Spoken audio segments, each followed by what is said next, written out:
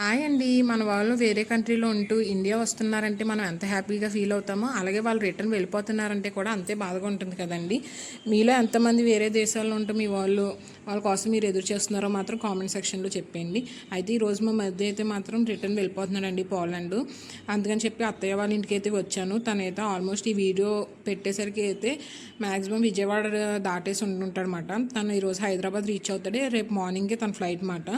సర్లే అని తను వెళ్ళిపోయాకైతే రేషన్ అలాగే అంగన్వాడీ సరుకులు తెచ్చుకోవాలండి. నేనైతే వెళ్ళడం రేషన్ లాస్ట్ మంత్ కూడా తీసుకోవడం మానేసాను. ఈ మంత్ అయినా తీసుకోవాలని చెప్పి స్టార్ట్ అయిపోయానమాట. ఫస్ట్ అంగన్వాడీకి వెళ్ళి ఎగ్స్ అలాగే వాళ్ళు ఇచ్చే పాలు ప్యాకెట్లు ఇవన్నీ కూడా తీసేసుకున్నాను. అంతే అయితేనండి రైస్ ఆయిల్ లేవన్నారు, షార్టేజ్ ఉన్నాయంట. అందుకని చెప్పి అవి అయితే ఇవ్వలేదు, మిగతావన్నీ ఇచ్చేసారన్నమాట.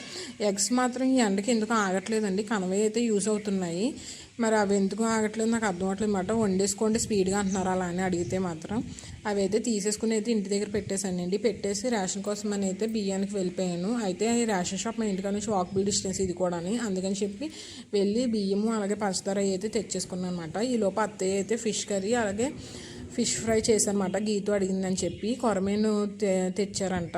అది ఫిష్ ఫ్రై పెట్టి కొన్ని ముక్కలు కొన్ని అయితే పులుసు పెట్టారు. టేస్ట్ అయితే చాలా బాగుందండి. ఈ వీడియో కనుక మీకు నచ్చినట్టయితే లైక్ చేసి షేర్ చేసి కామెంట్ చేయండి. Please do subscribe.